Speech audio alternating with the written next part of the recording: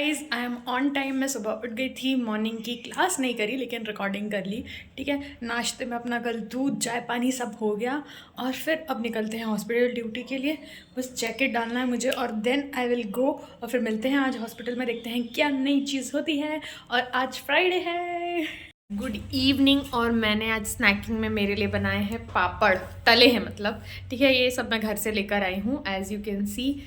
तो मैंने छोटे छोटे करके तले हैं क्योंकि उसमें एक्चुअली कम तेल लगता है ना, इस तरीके से। और ये मैंने क्यों तले, क्योंकि मुझे खाना खाए काफ़ी ज़्यादा टाइम हो गया। जब मैं हॉस्पिटल से वापस आई थी उसके बाद मैंने खाना खा लिया था और मैं रिकॉर्ड इसलिए नहीं कर पाई क्योंकि मैं बहुत ज़्यादा थक गई थी और मुझे ऐसा लग रहा था कि I will record later later later. और उसके बाद मैं सो गई और फिर अब शाम हो गई, शाम में हो गई तो टिफ़िन आने में भी समय है। और जब तक मैं थोड़ा मैंने कंट्रोल किया कि ठीक है मैं पॉपकॉर्न्स खा लेती हूँ उससे हो जाएगा, लेकिन किसी से भी नहीं हो रहा था और अल्टीमेटली मैं पढ़ नहीं पा रही थी। इसलिए मैंने अब पापड़ तले हैं और पापड़ मुझे खाना बहुत ज़्यादा पसंद है घर पे। पता है, जब तक मैं घर पे थी ना मुझे कभी ऐसा इस तरीके से भूख का एहसास नहीं होता था।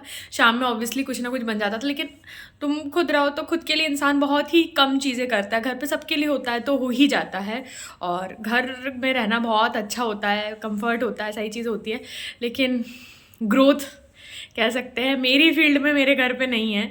अगर वहाँ पे नियर बाय कुछ भी चीज़ होती तो सबसे पहले मैं वही लेती, लेकिन कोई ना, अब जो है सो है। ठीक है, अब इसको खाऊंगी फिर पढ़ने बैठूंगी। वो मैंने बना के रखा है, ये देखो मैं बताती हूँ आपको। ठीक है, यहाँ पे मैं बैठ के पढ़ रही थी। ठीक है, एक पॉपकॉर्न का पैकेट भी आपको वहाँ पे दिख जाएगा, उसको मैंने खा लिया, उससे कुछ नहीं हुआ मेरा।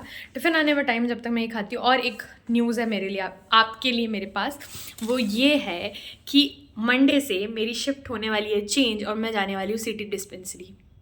यस, और सिटी डिस्पेंसरी जहाँ मैं रहती हूँ वहाँ से काफ़ी ज़्यादा दूर है। एमओ हॉलीडेज़ पे हैं जिसके अल्टरनेटिव्स में हमें वहाँ पर जाना पड़ रहा है। ठीक है, अब you can't say anything to अधीक्षक मैम। ठीक है, अब वो हमारी सीनियर हैं, उन्हीं के ऑर्डर्स को हमें फॉलो करना है। हॉस्पिटल इंचार्ज वो हैं, तो उन्होंने आज बताया मुझे कि, फिर मैंने बोला ठीक है अब मंडे से नई चीज़ चालू करेंगे। संडे तक मुझे यहीं पे रहना है अपने हॉस्पिटल में और देन सिटी डिस्पेंसरी जाना है। तो काफ़ी ज़्यादा दूर है पहली चीज़ तो। दूसरी, बाकी वहाँ के जो भी एडवेंचर्स रहेंगे वो वहीं जाकर पता चलेंगे कि क्या कैसी चीज़ है, क्या क्या नहीं है। तो it will be new experience. अब भी मॉर्निंग शिफ्ट हुई थी मेरी और अब सिटी डिस्पेंसरी। ठीक है, बाकी हॉस्पिटल में तो सारी चीज़ें ठीक ही थी।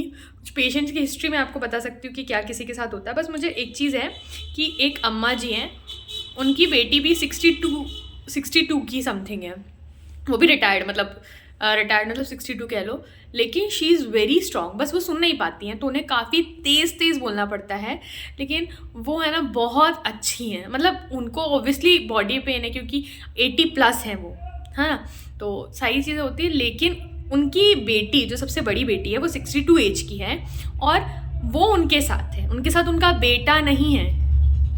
मैं आपको ये बताना चाहती हूँ कि उनकी केयर करने के लिए हॉस्पिटल में वो आती हैं, वो जाती हैं। वो भी अपनी इस एरिया की नहीं है, मतलब इस सिटी की नहीं है, तो अपनी सिस्टर के यहाँ रुकी हैं और वो आती हैं, उनकी दिन में केयर करने जाती है और रात में वापस आ जाती हैं। तो कौन बोलता है खानदान को आगे नहीं बढ़ाती इस एज में, जहाँ वो खुद भी एक रिटायर्ड कंडीशन में आ चुकी है। लोगों को 62 के पेशेंट के बहुत पेशेंट है हमारे पास, लेकिन she is the eldest one जो हमारे पास अभी हमारे जो पेशेंट लिस्ट में है, तो वो सबसे ज़्यादा एज की हैं और उनको सुनाई नहीं देता है। सबसे ज़्यादा उनसे कम्युनिकेट करने में सबसे ज़्यादा दिक्कत यही जाती है कि उन्हें सुनाई नहीं देता है। बट उनका साथ में सिर्फ, अगर उसको शॉर्ट में बताऊँ, मतलब ऐसे तो मैं पूरी स्टोरी बता दूँ आपको, लेकिन बस मैं शॉर्ट में यही बोलना चाहती हूँ कि उनका साथ इस समय उनकी बेटी दे रही है। जितने भी उनके वंशज होंगे, लड़के लड़की, मैंने उनसे पूछा कि आपका लड़का नहीं है, बहू है, नाती है, और उनका जो 62 एज की है उनका लड़का भी है, उनके लड़के की भी शादी हो गई और उनके भी बच्चे बड़े हैं। ठीक है, तो ऐसा नहीं कि उनका परिवार बड़ा नहीं, लेकिन उनकी बेटी उनका ध्यान रख रही है। This is the only motive. जो बोलते हैं ना वंश को आगे नहीं बढ़ाते, आप ही को थोड़ा ध्यान रखना पड़ता है, कॉन्शियस रहना पड़ता है। उनकी केयर कौन कर रहा है? उनकी बेटी कर रही है। प्लीज़ ध्यान दिया जाए बस। बाकी अब मैं इसको खाती हूँ, नहीं तो मेरी भूख ही मर जाएगी। ठीक है, फिर खाना आएगा, फिर वो खा के फिर पढ़ने बैठूंगी। Bye bye.